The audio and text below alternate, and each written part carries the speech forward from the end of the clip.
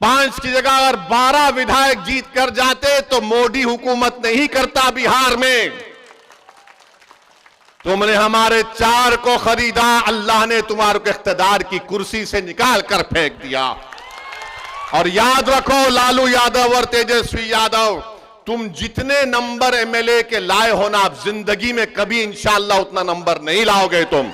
जब मस्जिद के अंदर मूर्तियां रख दी गई थी, इनसे पूछो जिनको आपने वोट दिया, क्या तुम अपनी जबान से लफ्ज बाबरी मस्जिद बोल सकते हो? क्या पूछो इनसे आप, ये कभी नहीं बोलेंगे अपनी जबान से बाबरी मस्जिद। इनसे पूछो क्या तुम 6 दिसंबर की बात कर सकते हो? कभी नहीं करेंगे। इनसे पूछो क्या तुम हिजाब के बारे में बात करोगे? नहीं करोगे। क्यों नहीं करोगे? क्योंकि डरते हैं कि दूसरों का वोट ना मिले। अरे मैं वोट की बुनियाद पर नहीं कह रहा हूं कि मुझे आपका वोट मिले और उनका ना मिले। मैं ये कह रहा हूं कि तुम में इतनी तो सच्चाई और ईमानदारी होनी चाहिए कि तुम झूठ को झूठ बोलो, सच को सच बोलो। हमको चलने से रोका जा रहा है। मेरे भाई, इतने तमाम चीजें आप और हमारे सामने हैं, अगर इसके बावजूद भी अगर आप एक अच्छा फैसला नहीं लेंगे आने वाले लोकसभा के चुनाव में, तो फिर याद रखिए उसके बाद जो तकालीफ और हमको और आपको सहना पड़ेगा।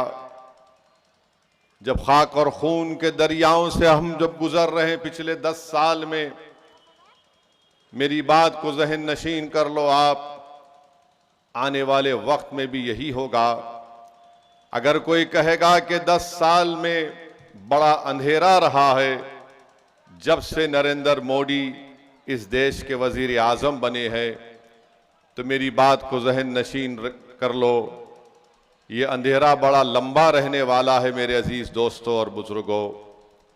इस अंधेरे को अगर खत्म करना है तो ये अंधेरा खत्म होगा कैसे? तुम्हारे इत्तेहाद से।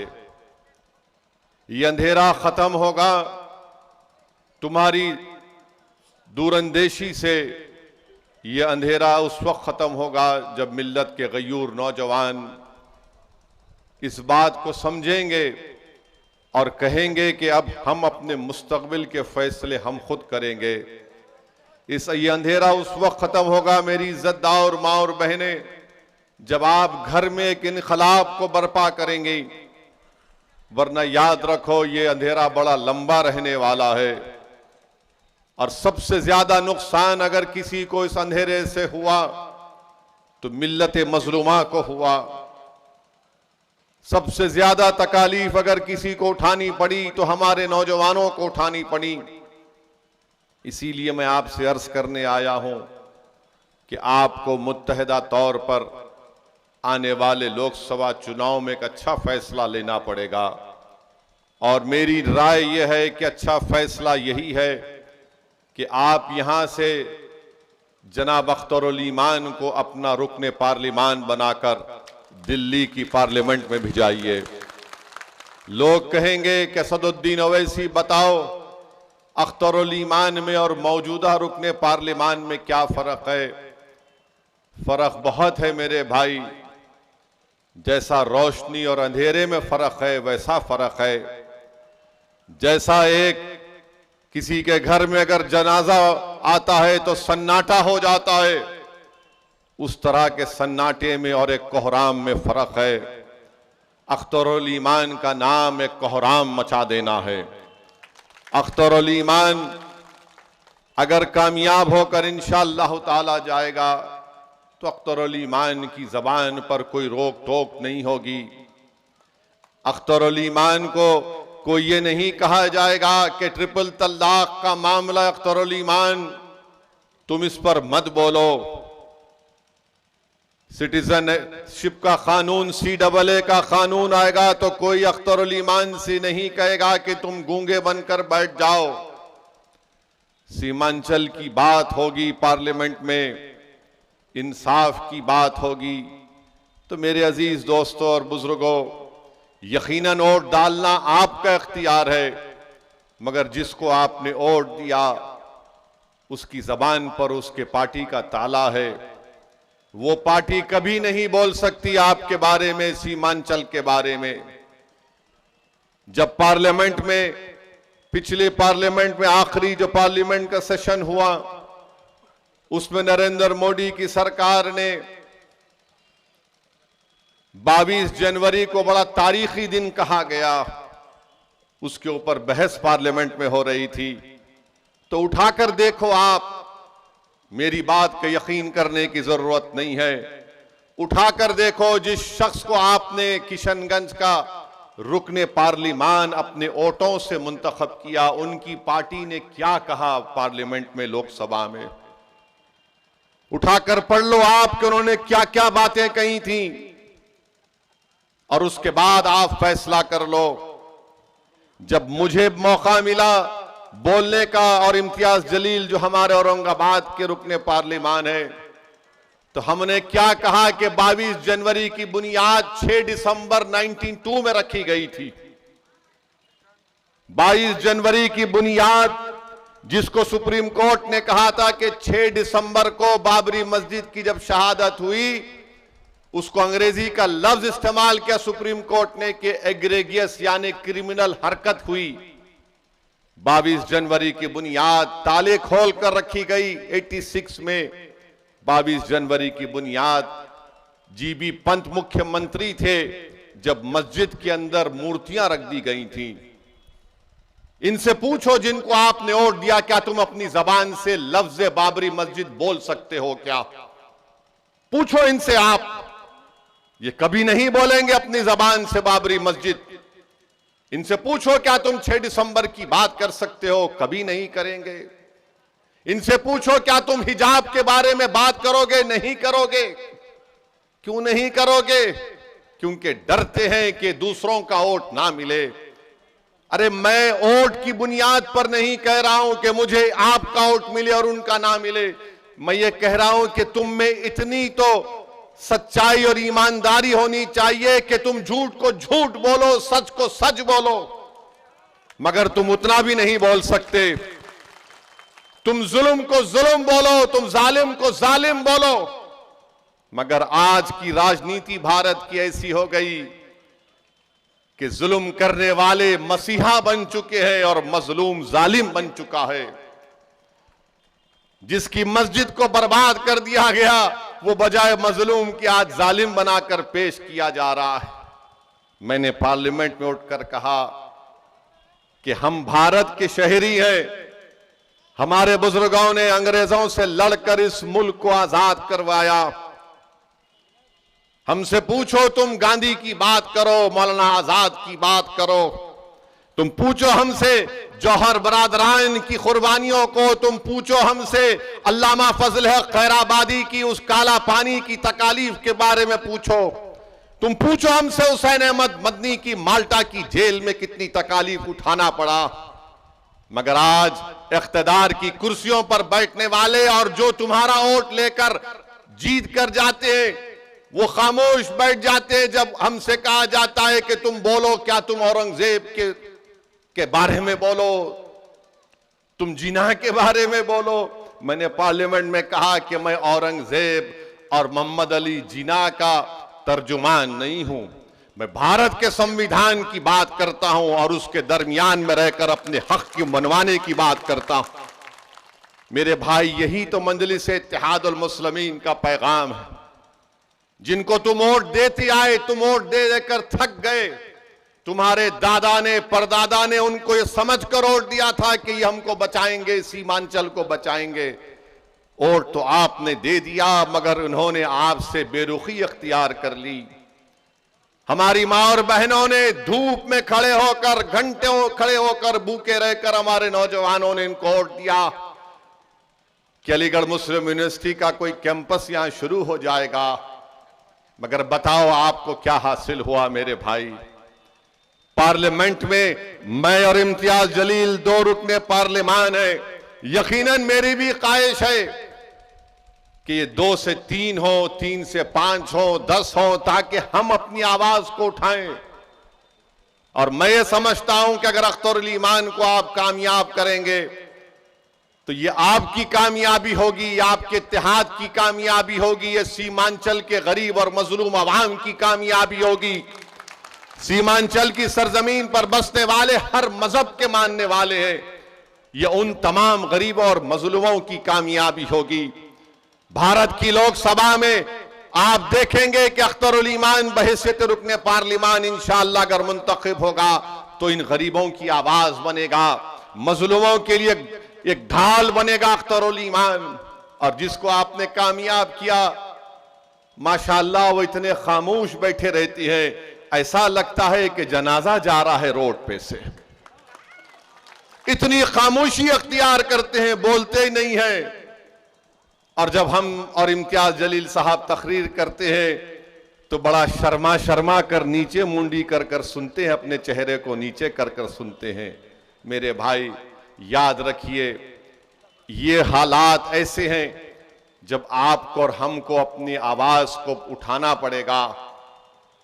बिहार में अख्तरुल ईमान जब बोलते हैं तो बिहार की असेंबली के हर फर्द कान लगाकर सुनता है कि अख्तरुल ईमान क्या बोल रहा है।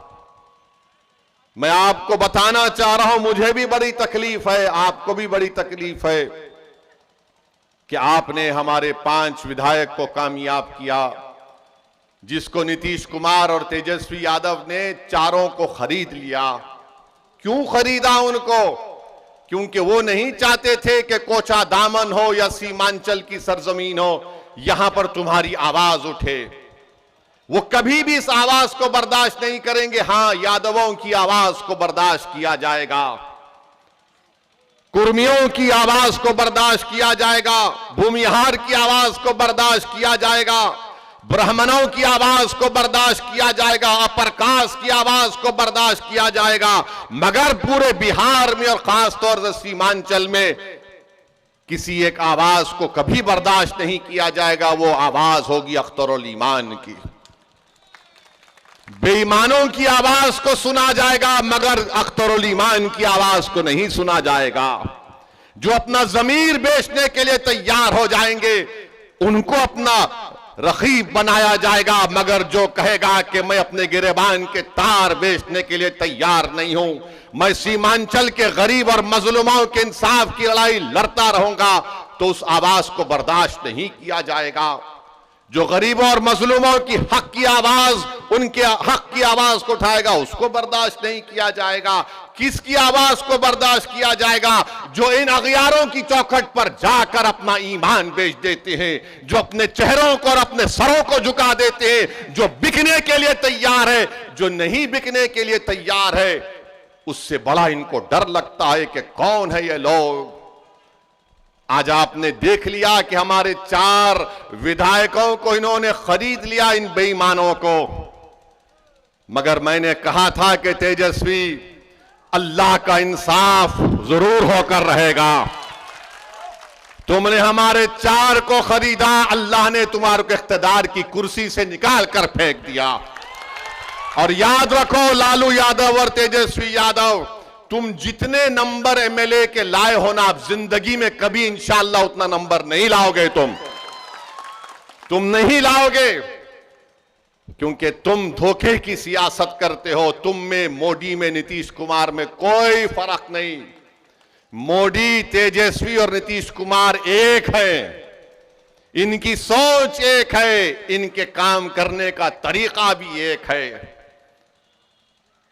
जैसा कोई पिक्चर में आप देखते हैं कि डबल रोल, अब तो ट्रिपल रोल हो रहा है। 3 मिलकर एक ही आवाज में बोलते हैं। और वो आवाज क्या है कि सीमांचल से कोई तुम्हारी आवाज ना उठे, अख्तरुल ईमान की आवाज ना उठे। हां, बेईमानों को बर्दाश्त किया जाएगा। मेरे भाई बताइए, आप कैसे इंसाफ होगा फिर? भारत की राजनीति में कानून कहां बनाए जाते हैं? कानून बनाए जाते हैं विधानसभा में या फिर भारत की सबसे बड़ी पंचायत लोकसभा में। अगर वहां पर तुम्हारी आवाज नहीं होगी तो कौन होगा? आज आपने देखा कि लोकसभा के इस आखिरी सेशन में मैंने पार्लियामेंट में उठकर कहा, अगर आप मेरी बात से मुत्तफिक हैं तो मेरी बात बोलने के बाद आप नारा लगाकर बता दीजिए कि सच है या नहीं। मैंने कहा था कि भारत में आज जो मुसलमान है वो अपने आप को इस तरह महसूस करता है जिस जमाने में हिटलर की हुकूमत थी, उस जमाने में यहूदी अपने आप को गैर महफूज समझते हैं। बताओ क्या मैंने झूठ कहा या सच कहा? बताओ मेरे भाई, यही तो चीज है। हुकूमत के सामने सच्चाई को बयान करना, उनको बताना कि ये हम सोच है, ये तकलीफ हमको हो रही है। मेरे अजीज दोस्तों और बुजुर्गों, मैं आपसे अपील कर रहा हूं कि चाहे सीमांचल हो या भारत हो, अपनी मस्जिदों को आबाद रखो। याद रखो, अपनी मस्जिदों को आबाद रखो। अपनी मस्जिदों को हमको हुक्म दिया गया, अल्लाह ने हमसे कहा गया कि अल्लाह के घर को वही लोग आबाद रखते हैं जो ईमान वाले हैं, जो किसी से नहीं डरते सिवाय अल्लाह के और जो आखिरत पर भरोसा करते। तो अपनी मस्जिदों को आबाद रखो, चाहे तुम किसी मसलक के हो, मस्जिद तो अल्लाह की है ना। अपने मस्जिदों को आबाद रखो।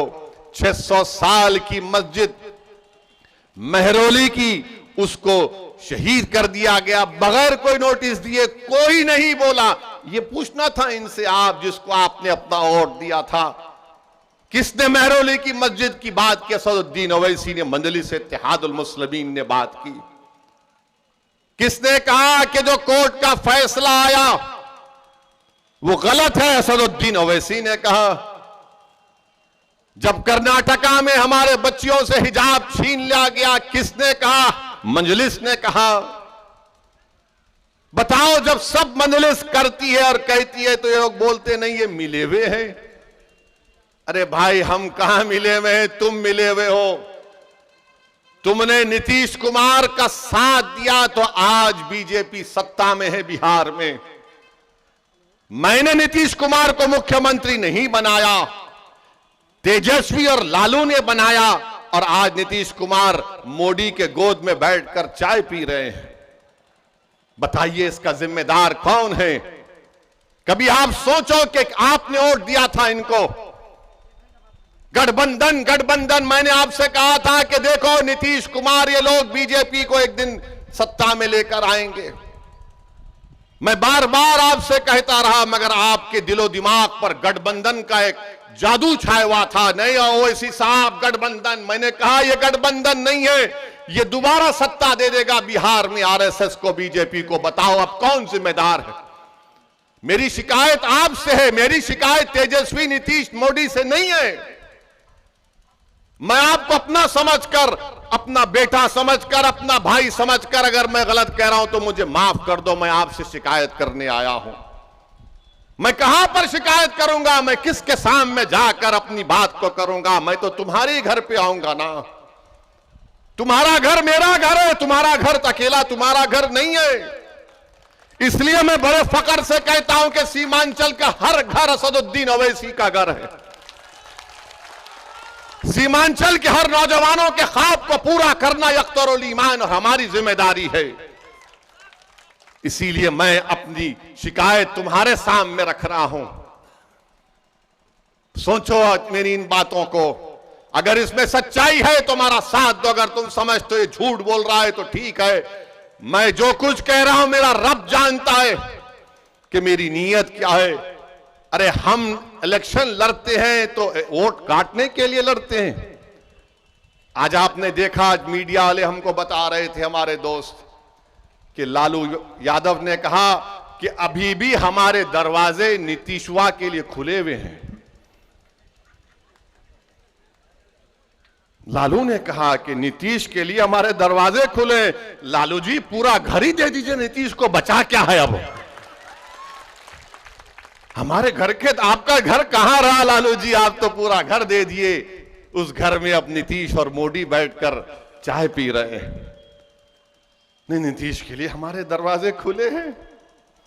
अख्तरुल ईमान के लिए घर के दरवाजे बंद हैं, क्योंकि अख्तरुल ईमान सच्चाई को बयान करता है।